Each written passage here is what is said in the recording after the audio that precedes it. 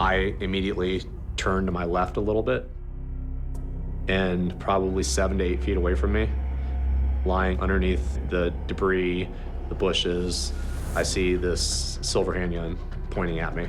My partner and I directed our attention to the gun. We're like, drop your gun, drop your gun, drop your gun. Reno comes in to go to apprehend. The gentleman starts firing, and the gunfight's on. The suspect shoots the dog once in the back.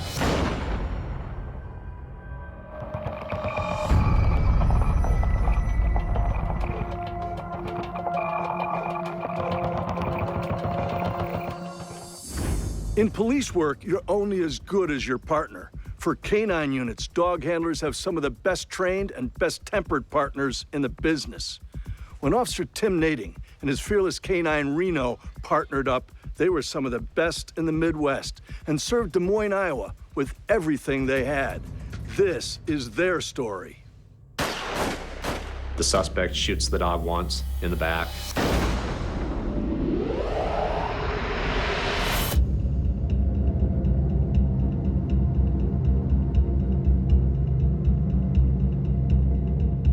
My name is Tim Nading. My K-9 was Reno, and I work with Des Moines PD. I joined the department in 2000. I became a K-9 handler in 2003 with the department after spending 3 years earning the spot. I worked hard for them. I was their decoy. I hid drugs. I was their chew toy for their dogs. Whatever they needed, I did that. K-9 handling is something I really have always wanted to do. My department that I came from previously, it was a small county sheriff's department. Had they had a dog, I probably would have stayed there.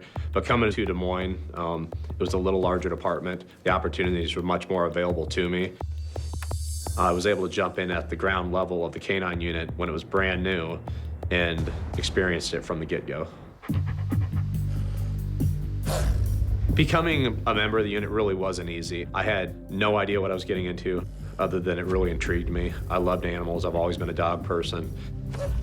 To become a K-9 handler with the city of Des Moines, as in I think probably a lot of departments, you earn that spot with blood, sweat, and tears. You do whatever the K-9 handlers need, whether it's hiding drugs, taking their bites for their dogs, walking for a mile through a field so the dogs can track you. When they asked me to lay in the mud, I laid in the mud. It's not always the most glamorous job, but you kind of learn what the K-9 handlers go through on a daily basis, and having that knowledge, you either decide, yes, this is for me, or no, this isn't something I really want to do. So I went out and I gave it my all. The job is very physically demanding, as I found out over the years that I did it. And we have a lot of people that think, oh, that's great. These guys, they have the dog, they get the extra pay, they're driving around in these cars that say K-9. They think it's sometimes a glamorous job. It really isn't, because you spend more time with the dog than you do your family. You spend 10 hours a day in the car with this dog. You spend maintenance time at home, whether it's training, care and maintenance, combing the dog, bathing the dog, etc. But in order to have a dog that's going to do its job on the street and make sure that we get home every night, you have to put the time in. The handler that I kind of tried to model myself after when I became a K-9 handler, he was a go-getter. He was first person in the door type mentality, and his dog was a carbon copy of him. They were both extremely aggressive. They were both extremely good at the job they did. He actually left to go to a federal job, so there was an opening for that particular dog, and this was 2 years into me being a decoy.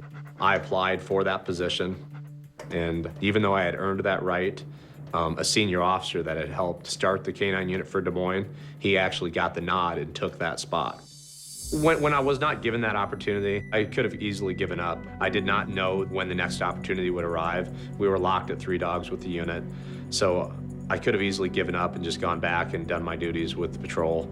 But it was a passion I had. I enjoyed helping these guys, so I stayed out.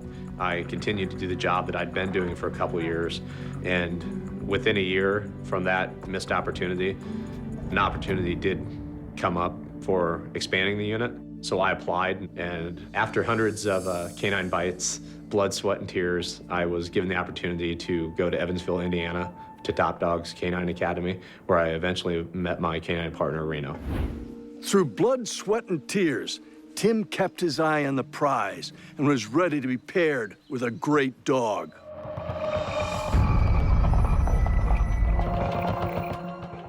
Brought to you by Kel-Tec Weapons. Innovation, performance, Kel-Tec.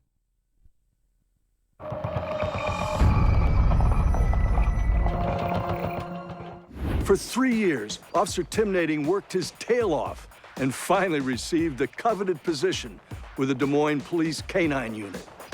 Tim had gotten bite after bite as a decoy and couldn't wait to be teamed with his four-legged partner. After I was chosen to be a K-9 handler, we are sent off to Top Dogs K-9 Academy in Evansville, Indiana. We spend 6 to 8 weeks training at their facility. We're living in a hotel room with our K-9 partner. We're away from home. Reno was a fairly laid-back dog. I have the tendency to be a little bit high-strung. Reno was a very dominant physical dog.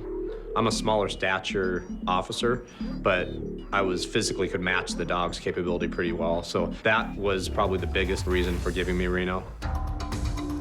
We hit training the next day, right out of the gate. We do the same thing every day for 6 to 8 weeks. We'd start out with tracking, we'd do obedience, we'd do narcotics. Every area that he would be eventually trained and certified in, we hit those, and we hit him every day. You know, after a few weeks, I mean, I was absolutely loving this dog. I felt like I could go out to the training fields and the instructor could throw any situation and I was gonna conquer it. The best way to explain his personality when it came to bite work would be that some dogs, if they saw a 6-foot fence, could easily just jump the fence. Reno would rather go through the fence. The first experience with Reno, he was 14 months old. I was called to assist Polk County on a vehicle pursuit that turned into a foot pursuit of a wanted individual. We were notified through Polk County that an individual had broken into a house and was assaulting a 911 caller who was inside this perimeter, so we assumed it was our individual. The individual in the house observed the deputies showing up with their lights and everything. He was able to exit the house and took off on foot. The individual fled from the house through a parking lot and ended up in a strip club just outside our city limits. As we went in the front doors, we had employees that were pointing at the bathroom door saying he's in the men's bathroom. I kicked the door in as I'm holding Reno by his harness. I told the individual to go to the ground, surrender. The individual threw the trash can at me. I deployed Reno. Reno went in, made the apprehension on the individual. Between Reno flailing around and the gentleman fighting, they knocked the sink off the wall. Reno eventually was able to get the individual onto the ground. I was very proud of Reno that night. He did great on the track. He did great on the apprehension. He did everything that he was trained to do, everything he was expected to do. Within a few months after this incident, he would go from being a puppy to being an adult dog almost overnight. Reno was proving to be a phenomenal police dog. His cool demeanor balanced Tim's aggressive attitude. Soon, Tim realized how great a K-9 officer Reno really was.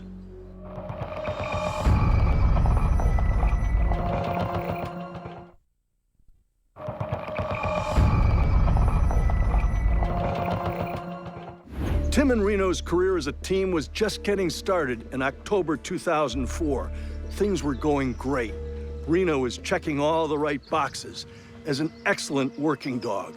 But the duo's biggest test was yet to come. October 20th, the previous shift that works 2:30 to 10:30, they had cars that were out about 10 o'clock that night in a parking lot of an apartment building. Somebody was shooting inside the building. They eventually get information that the person that had the firearm and had shot the individual in the apartment building had fled and ran back into a wooded area. We started this initial search on leash with him. The area that we had gone into originally, it was thick, very thick. It was a pain in the butt to do with the leash because I was getting tangled up. Detectives were doing their job back at the scene. They started to get some information about who this gentleman was. We didn't have, like I said earlier, a great perimeter set up. So they kind of called it off. They said, you know, knock it off. Let's come back to the parking lot. Let's regroup. As we're all sitting there, we've got a larger show of force as far as officers there now. An individual who we find out eventually is the one we're chasing. He shoots a round from the woods in our direction. We hear the round. We hear it go off. We hear it kind of whiz. We don't know where he's at. We were given the permission to go off lead, so they told all the officers on the perimeter to stay out of the woods. They basically said this is what's going to happen in the wooded area. I found another officer that I work with that was going to be my cover officer during this search, and he grabbed a shotgun at that point to cover me. We went to the edge of the wooded area. I put my dog in the down position, and I shouted my K-9 warning several times loud. Des Moines Police K-9, come out, make yourself known, or there's a chance you're gonna be bit. I'm not hearing anything from the woods. No response at all from the person. I sent the dog in. The wind was definitely a disadvantage because the dogs are a scenting tool. He's not really not on a track at this point. He may have been smelling footprints or footsteps from the guy, but he's more just on a dead, running through the woods, going back and forth, looking for any fresh odor. And the only odor that should be in there that's human is either gonna be us or this guy. At that point, I yelled at him to come back in the woods, gave him a command, and instead of coming back along the tree line and coming back kind of to me, he ran directly into the woods. I took my light, I shined my light on Reno, I checked him. Completely different response this time. He wasn't just smelling and running around. He stopped, the wind's at our back, blowing directly into my dog's face. At that point, Reno gets very puffed up. He gets pissed off, and he is at almost a dead sprint directly at me. That was probably the eeriest feeling I probably ever had. I immediately turned to my left a little bit, and probably 7 to 8 feet away from me, lying underneath the debris, the bushes, I see this silver handgun pointing at me. My partner and I directed our attention to the gun. We're like, drop your gun, drop your gun, drop your gun. Reno comes in to go to apprehend. The gentleman starts firing, and the gunfight's on. The suspect shoots the dog once in the back.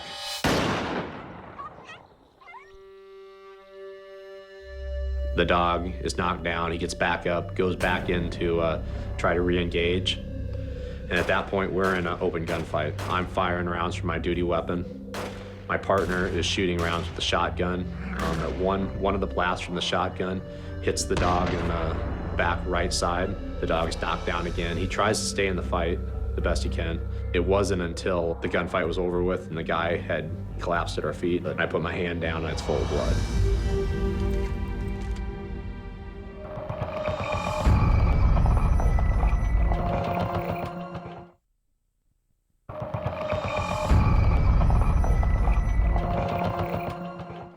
With Reno down, Tim had to keep his head in the game. The next few hours are some of the longest in his life.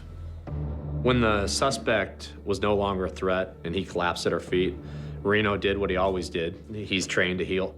And I reached down to his side, pull my hand back up, and he's bleeding. He's shot. I'm freaking out. I picked up Reno at that point. I carried him out of the woods. The dog was just regal and tough. He just didn't show pain. Before the second ambulance was able to get there, our paddy wagon, our prisoner transport, who happened to be in the area, they said, hey, we'll take him, we'll take him. And the emergency clinic we had initially go to was on the complete opposite side of town. I don't know how severe his injuries were. I didn't know if they were life-threatening. I didn't know if it was just superficial. I had no idea. I just knew my partner's bleeding and there's an excessive amount of blood. As soon as we pulled up, they were outside waiting for us. We got him in and they started treatment as soon as possible.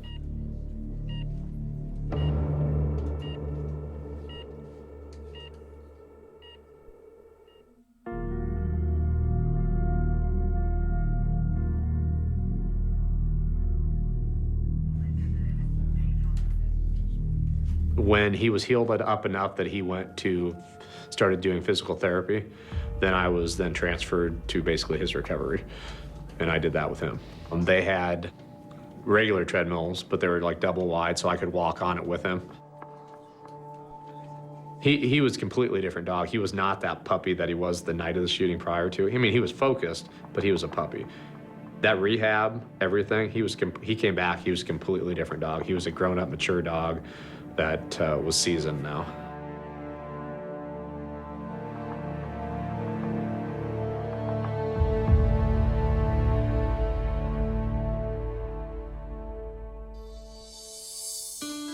And in September of 2005, we competed at the United States Police K-9 Association National Field Trials.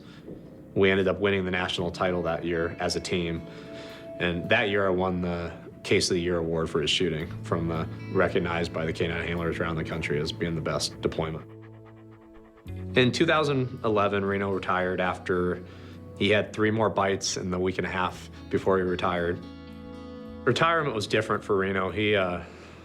It was hard, as all working dogs have to overcome that desire. See that uniform going on, hearing that squad car start up to drive away, they have to overcome that anxiety and to realize they're not going anymore. So he had those battles, we had those moments, but eventually he got past it. He became a pampered king of the house. He settled into retirement very easily because he was able to be that relaxed personality that he always was when he wasn't working prior.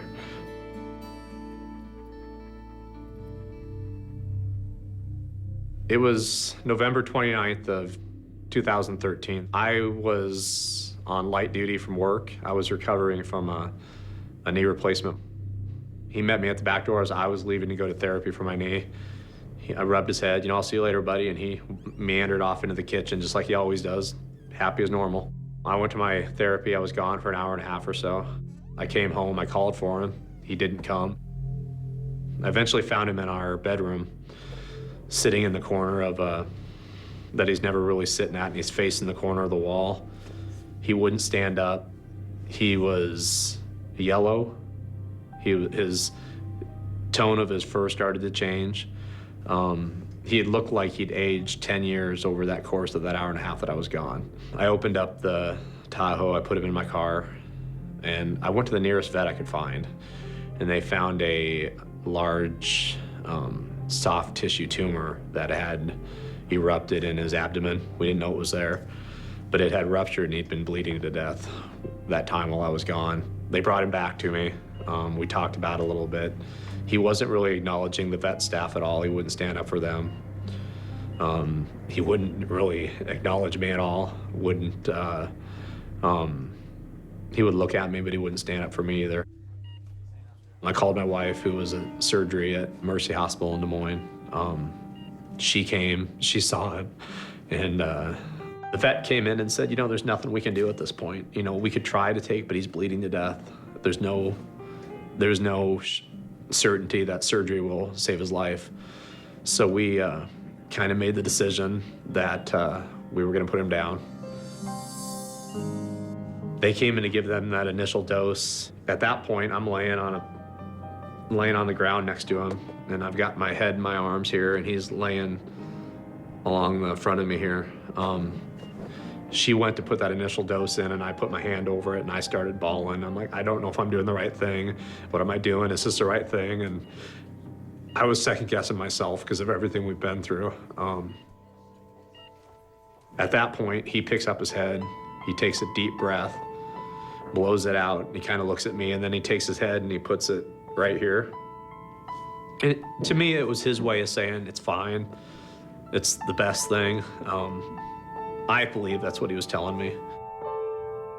He was always that constant that never left me. The only thing that I could give him in the end was comfort. In no way is that even matched all the stuff he did for me. He then passed away in my arms just a little bit later. Unbeknownst to me, the vet staff there took a picture of him passing away in my arms. Some people don't understand that connection. It's just a dog, they'll say. But they'll have never been through the stuff that we've been through and the bond that we have. The bond that I had with Reno is probably, my wife may kill me for saying that it was probably the strongest bond I've ever had. All the work things we went through and all of the emotional family problems I've had over the course of my career, he has been the one constant that has never left my side. He was always there for me. And even now, I find a lot of strength when I work. I had a dear friend that had given me a small bullet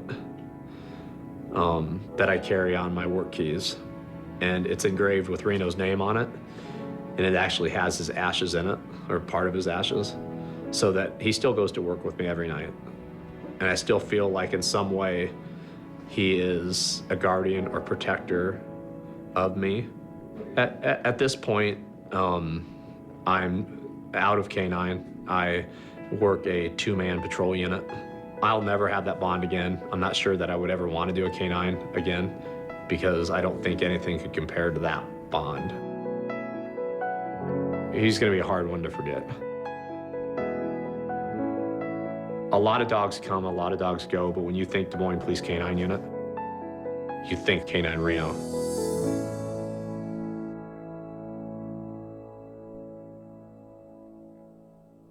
Reno was the epitome of a great police dog and the best partner Tim ever had. The bond they shared over their 10 years together was like nothing Tim had experienced with any other animal. Reno's commitment is still felt in Des Moines today for the sacrifice Reno made to save his partner and protect his community. We salute this top dog. It's been an honor to tell you the story of Officer Tim Nading and his K-9 Reno. Reno's drive to serve his community is just one more reason why dogs truly are man's best friend. For Saving Private K-9, I'm Oliver North.